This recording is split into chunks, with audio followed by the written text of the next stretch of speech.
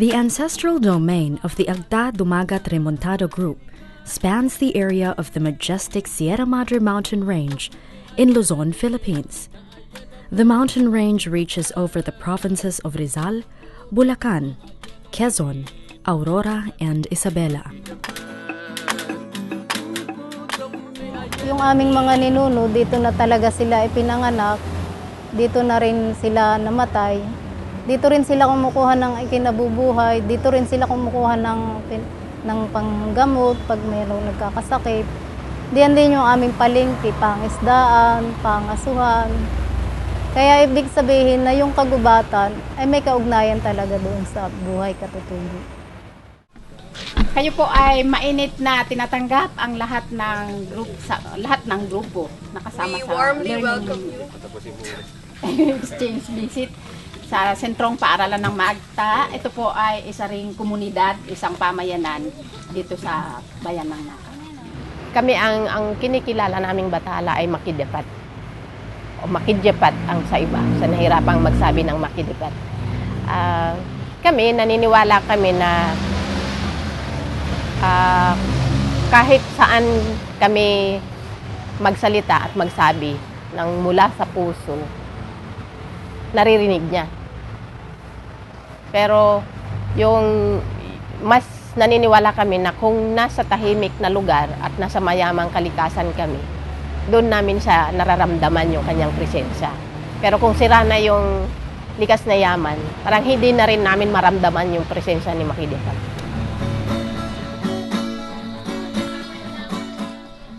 For hundreds of years since the arrival of colonial powers in the Philippines, the survival of indigenous peoples, like the Agda Dumagat Remontado, have been threatened.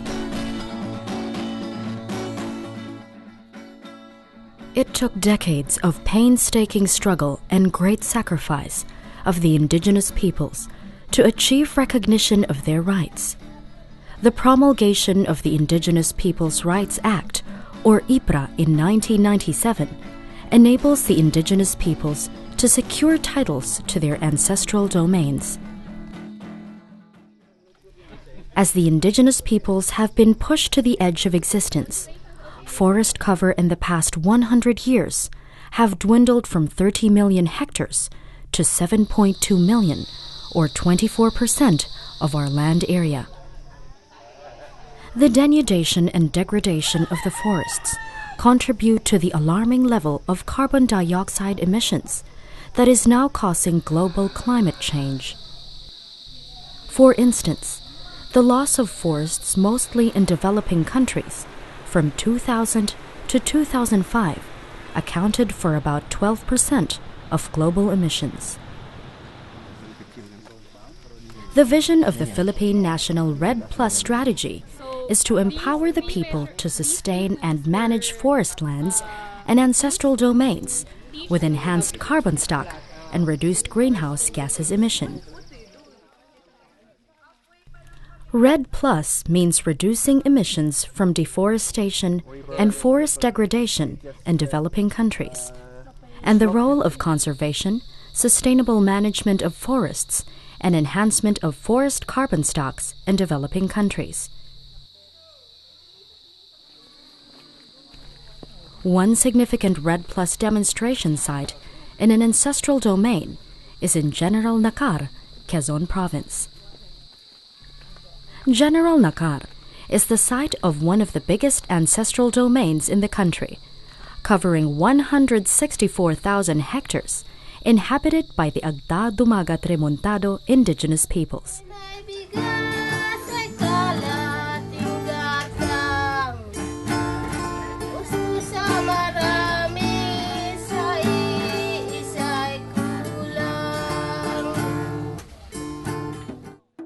In November and December 2004, the telltale signs of climate change happened in the eastern coast of Luzon, when 4 tropical depressions and typhoons triggered massive landslides.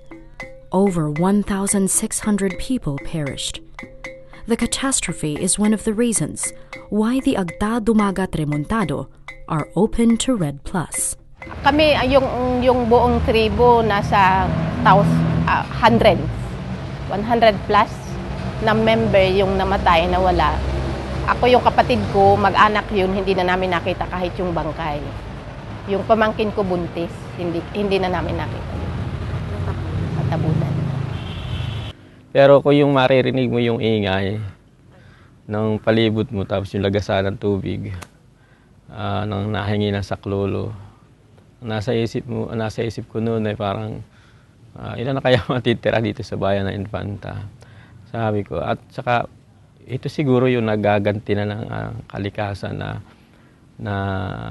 kailangan ng proteksyon ng Sierra Madre. The conduct of free and prior informed consent, or FPIC, on RED Plus demonstration sites within ancestral domains is essential. It is a required process by Philippine law and by international agreements such as the United Nations Framework Convention on Climate Change, or UNFCCC, and the United Nations Declaration on the Rights of Indigenous Peoples, or UNDRIP. Because according to the UNFCCC, it was agreed that all countries, when doing climate-related action, must fully respect human rights. And FPIC is a basic right that operationalizes these human rights, particularly of Indigenous people. FPIC is a statutory right given to the Indigenous people by the Indigenous Peoples' Rights Act, or IPRA. Pero isa sa pinakamalaking aral talaga is yung trust and confidence building sa community. It took us at least 8 months para lang makuha yung puso ng mga kapatid nating Agta Dumagat Remontado.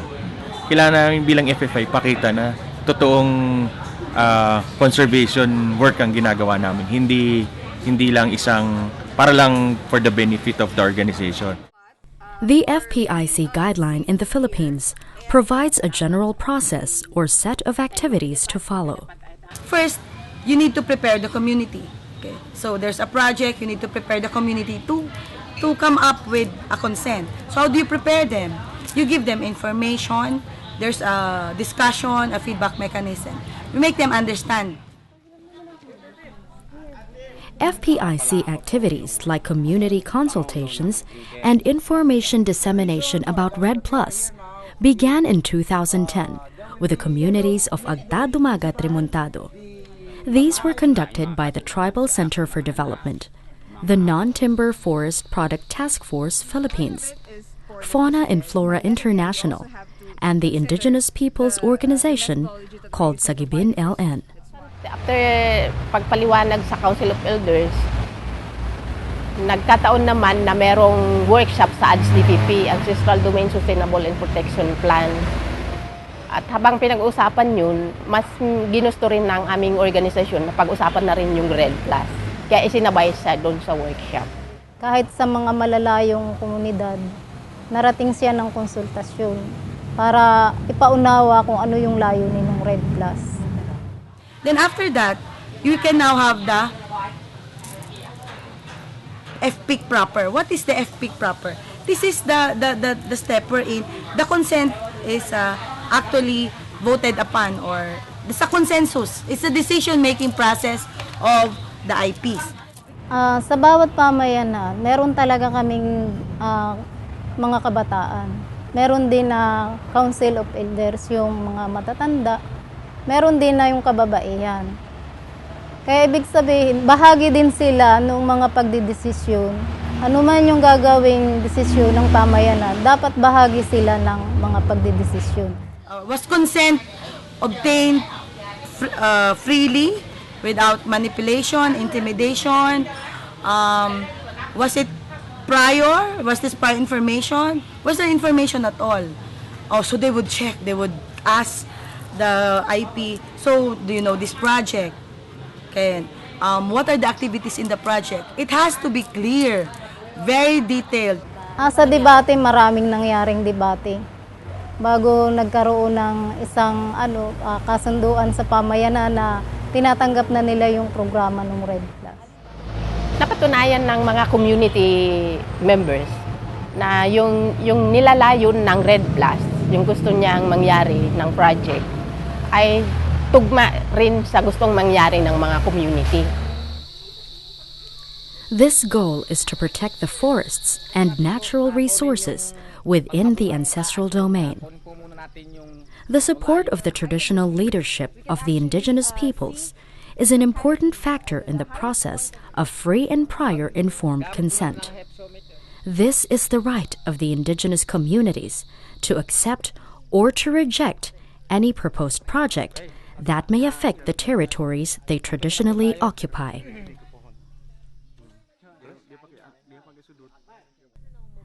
Ramsey Astoveza, the tribal governor also known as Poxelen, sees the opportunity in Red Plus. Ang pagkaunawa ko sa Red Plus ay isang pulisiya na maaaring magamit ng katutubo para sa proteksyon ng teritoryo. Yan yung isa kong nasa isip. Una, ang ancestral domain na maraming nagkaka-interest, mining, mga politiko, mga congressman, pwede sabihin natin, mga mayor, may mga proyekto na umaagaw sa lupain. Kami ay walang armas para sa proteksyon ng ancestral domain. Pero sa mga pulisiya na maaaring magamit, na maaaring magsulpot ng mga pundo para lumakas yung proteksyon namin. Gawa na ang Red Plus ay isang international na mga programa, mga pulisiya. The NTFP would now review that, and if it's okay, then would recommend the drafting of a memorandum of agreement. After drafting the memorandum of agreement, then that would be presented by the proponent NCIP to the community again. Okay. And then discussion if MOA is acceptable or not. Medyo natagalan lang yung proseso. Ako, sa akin, medyo may kakulangan yung coordination sa pagitan ng NCIP at saka ng POs at saka mga concern na mga tao na dapat nag-usap. Then after the MOA, it's acceptable, you have now a draft agreement signed by the community and signed by the proponent, then that would be again submitted to the NCIP. The NCIP will now check it, the legal will check it, and then if it meet the requirements, issue the certificate precondition or the CP. 2 taon na yata kami nagtatalakay ng Red Plus. Tapos ay ngayon bago lang yata mabibigyan ng permit. As of early 2014, the Tribal Council awaits the awarding of the Certificate of Precondition for fulfilling the free and prior informed consent requirement to conduct pilot work on Red Plus. This will be issued by the National Commission on Indigenous Peoples, or NCIP. From the point of view of the Agda Dumaga Trimontado, forest protection is linked with the survival and well-being of its community members. This is reflected in expectations arising upon granting permission or consent to conduct Red Plus readiness activities in their ancestral domain. Ibig sabihin namin, dahil nga maganda yung layunin niya, hindi pa namin nararamdaman talaga kung ano ba talaga yung programa ng Red Plus, maliban doon sa ilang community na may enterprise. Project implementers have made it clear that financial benefits from the sale of carbon are not yet expected to happen soon. Ang kailangan lang siguro sa Red Plus ay i-assure o masiguro ng mga katutubo yung hindi nawawala o hindi pagkahanggan ng karapatan ng mga katutubo doon sa ancestral domain. Kahit pa man mayroong mga usapin na pagbibenta ng Okay.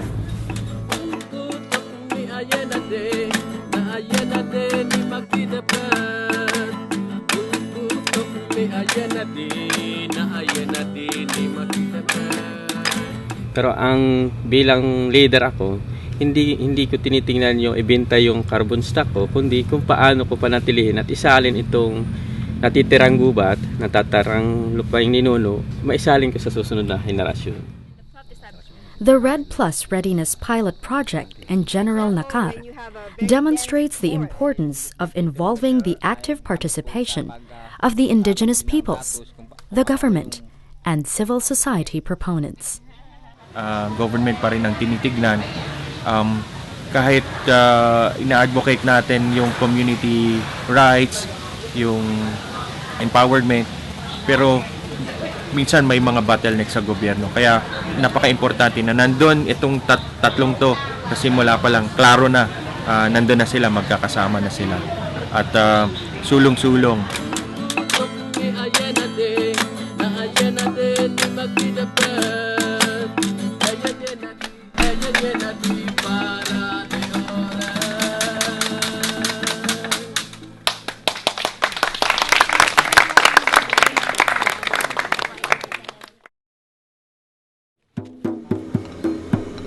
Another Red Plus demonstration site within an ancestral domain is in Palawan Province. Palawan is often called the Philippines' last ecological frontier, richly endowed with marine and terrestrial resources. Palawan's land area has 46% natural forest, which is the largest remaining forest cover in the country. It is also where one of the new 7 wonders of the world can be found. This is the unique and majestic Puerto Princesa underground river, which has been declared as a National Geological Monument and a UNESCO World Heritage Site. Palawan is also home to the Tabon Man, one of the oldest human skeletal remains ever to be discovered in Asia. Human fossils gathered in the Tabon Caves at Lipuun Point in Quezon Municipality are dated 47,000 years old. Palawan Province is therefore a cradle of human civilization in the country.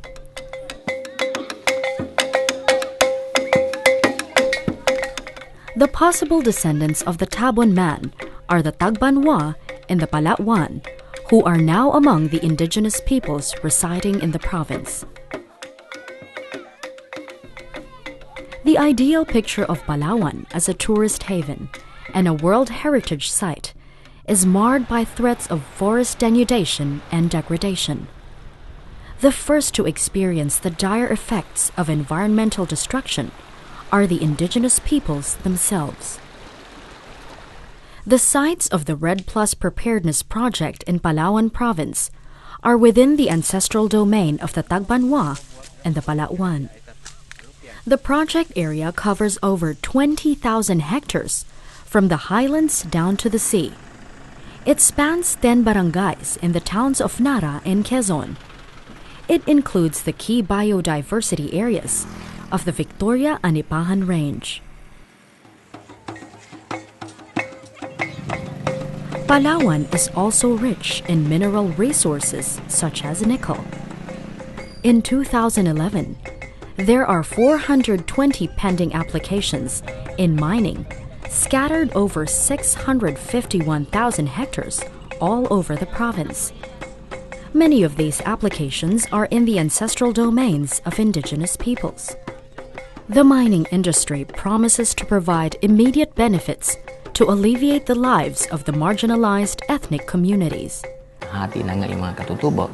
So sa pinang pagmimina, naapektuhan ito doon sa issue ng pagbigay nila ng FPIC para sa Red Plus Preparedness Project. Part of the Victoria-Anipahan mountain range is the village of Berong in the town of Quezon. Here, the Tagbanwa leaders and community members granted permission to the ongoing nickel mining operation covering 288 hectares within the ancestral domain. The Council of Leaders in Berong assert that they have not undergone the FPIC process about Red Plus. Hindi kami direktang nagsasabi na tumututol. Ang masasabi lang talaga direkta namin, walang nangyaring FPIC tulad ng sinasabi ng guidelines. Yung FPIC process ay hindi na isagawa. Katulad na lang po ng pagpasok ng proyekto ng Red Plus, ang naging community coordinator dito, hindi niya talaga pinuntahan yung kung ano talaga yung mga tao, kung sino talaga yung mga taong dapat puntahan. Kundi parang ang nangyari, meron siyang pinili na ito lang. So parang kami, nakikita namin na ito yung naging problema kung bakit yung magandang layunin sana ng Red Plus, yung magandang proyekto, ay hindi na ipaunawa sa mga tao. Berong is an important part of the ancestral domain because of its expanse of 30,000 hectares, blessed with watershed and lush forests. It is considered a vital area of biodiversity and carbon sequestration. Pero ngunit nung ginawa namin yan ng mga 2010 hanggang 2011, nagkaroon kami ng pag-uusap sa leadership, no, na nakapaloob sa Berong at bahagi ng Aramaywan. Nagkaroon ng pagmi-meeting noon sa pagitan sa representante namin at sa kanila, at doon sa naging usapan may mga demand sila na hindi namin maibigay. The Berong Council of Traditional Leaders requested for various fees to cover the meetings and activities of Red Plus, which, unfortunately, cannot be justified in the project. So, ang tingin namin, hindi yun ang tamang proseso sa usapin ng transparency and accountability sa paghahawak ng pondo. The traditional leaders of Berong are still open to accept Red Plus, perhaps because they are now experiencing the bad effects of mining in their environment. Talagang yung mga ilog ay kusang lumalabo na yan ang pinagtataka ng taga rito na nagbago sa kalagayan ng Berong. Dahil nung mga nakaraang panahon, kahit bumagyo man, ang labo ng ilog ay hanggang sa mga ura-urada lang. Pero ngayon mga lingguhan, pagka umulan, pati ang bato may kulay na. The existence of two indigenous groups in the Red Plus project site in Palawan posed a challenge in conducting a free and prior informed consent process. The two indigenous groups are the Tagbanwa and the Palawan. Moreover, within each indigenous group are different sets of leaders. So, ang isang mahalagang lesson doon yung kailangan maintindihan talaga yung political structure ng mga katutubo. Kung sino ba talaga ang dapat kausapin, sino ba dapat ang kasama sa buong proseso.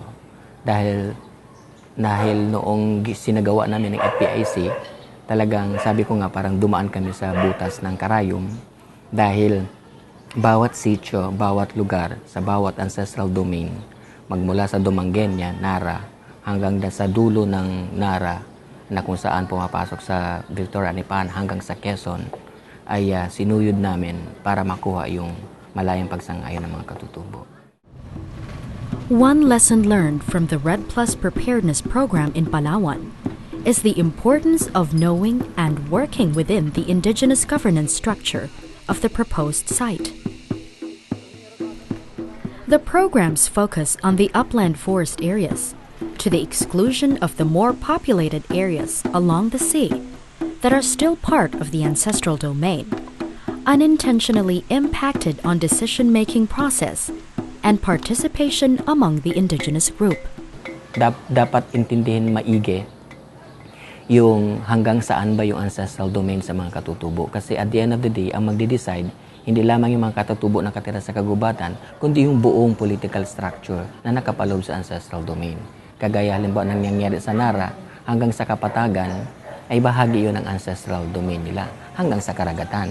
So may mga nasa leadership na nakatira din doon sa bandang Kapatagan, na whether we like it or not, ay maging bahagi sila ng anumang decision making gagawin sa buong ancestral domain, maging sa Kapatagan man yan o doon sa kagubatan. In the FPIC process, the indigenous peoples are given knowledge about carbon rights, and co-benefits of Red Plus. But these are abstract ideas alien to the experience and knowledge system of indigenous peoples. It is but natural that there are those who will remain ambivalent, even in communities like Aramaywan, where the Palawan ethnic group has given consent to Red Plus. Kasi yung carbon na binabanggit nila, hindi namin alam, parang hindi nakikita yun, no? Hindi yan pwedeng masukat. Di ba? Susukatin daw yung carbon. Kung anong laki. Kung ilang tinulada, ilang kung ilang ba yun, ilang kilo. Sa palagay ko kahit sino sa atin magdududan yan eh. Hindi natin na kasi alam eh. Di ba? Sa inyo ba? Kayo naman ang tanungin ko. Hindi kayo magkaroon ng duda nun. Kasi susukatin daw yung carbon. Ngayon, may sir kami. Aywan din namin alam. The Palawan FPIC process took almost 2 years of painstaking community consultations. Then there was the need to coordinate with various government agencies at the municipal and provincial levels, including the Palawan Council for Sustainable Development under the Office of the President. Through many sacrifices, the Red Plus Preparedness Program has gained support among the traditional leaders and communities of the Tagbanwa and Palawan groups in Nara and Quezon towns, especially those who are not in favor of mining. Ang nasalubin namin po doon sa pagtanggap, nakita namin po yung proyekto na yan na wala po siyang sisirain. Kaya nakikita namin na ang aming lupaing ninuno ay sa halip masisira siya, ay madadagdagan pa doon sa aming pangalaga. Dahil doon sa magagandang tulad ng hangin na magiging sariwang-sariwa yung mga hangin, nagmumula doon sa mga puno. At nandoon nakasalalay din yung aming mabuhay. The Red Plus Preparedness Program also gained the support of most barangay captains among indigenous communities in the forest areas, except in Barangay Berong in Quezon and Barangay San Isidro in Nara. Ay una pong titingnan namin doon, matulungan kami ng mapangalagaan yung kagubatan na yan, at maliban doon, siyempre habang nangangalaga ka ng kalikasan na yan, siyempre may kaakibat na ay paano mo naman yan mapapangalagaan kung wala ka ring yung pinagkakakitaan. Pero sa komunidad naman, nagpapamiting kami at pinapaliwanag sa kanila ang dahilan kung bakit nagkaroon ng ganitong klaseng problema at kung ano yung magandang layunin at hindi magandang layunin ng advance raid. So pag pinaliwanag namin yan at pinapakita namin sa kanila ang kabutihan, ang magandang kahinatnan at saka yung kung ano yung nakikita naming nagiging problema doon sa epekto na ginawa naming pagsira sa kagubatan, na kung saan sa ngayon sa programa ng advance aid yan ang gusto naming maibalik at yung komunidad sumang-ayon sila doon sa paliwanag na ganun. The majority of the communities represented by elders and traditional leaders of the Tagbanwa and the Palawan tribes have given their consent to Red Plus program and activities. After almost 2 years, the certificate of precondition that allows the implementation of Red Plus programs in Palawan was issued by the National Commission on Indigenous Peoples. Ako ang malaking lesson ko doon kasi sa mahigit more or less 3 taon ng pagkikitungo sa kanila kaugnay sa proyektong ito, yung magiging tapat ka lagi dan. Kung mayroong pagkakamali, aminin mo, harap-harapan sa kanila kung ano yung mga pagkukulang, ano yung mga lapses. The exercise of free and prior informed consent in Red Plus demonstration sites is an important safeguard to protect the rights of indigenous peoples in their ancestral domain. Indeed, the process of acceptance or rejection by indigenous peoples to Red Plus related projects gives important lessons to all the stakeholders involved.